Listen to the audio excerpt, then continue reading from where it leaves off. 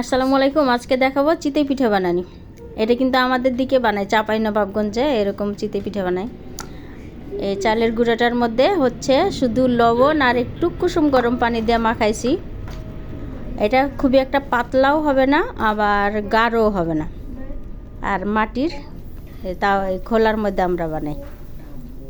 এই পুরটা একটু ঢেলে দিলাম, দেওয়ার পরে আমি এটা আবার চামচে করে উঠিয়ে নেব।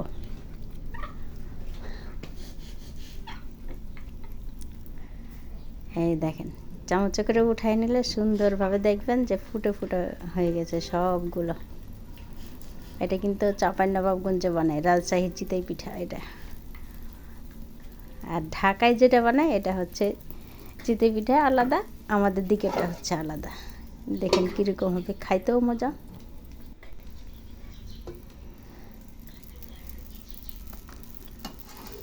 এটা খেজুরের গুড় দিয়ে মজা লাগে, নরম খেজুরের গুড় দিয়ে, তারপরে ডিম ভাজা দিয়ে, চাটনি দিয়ে, দেখেন কি সুন্দর হয়েছে। আপনারা যদি চান মচমচা করতে তাহলে মচমচাও করতে পারবেন। একটু বেশি সময় রাখলে একদম, চালের গুঁড়ো তো মচমচা হতে দেরি লাগে না। দেখেন কি সুন্দর হয়েছে, একদম ফাটাফাটি। সবগুলো এভাবে বানিয়ে নেবেন।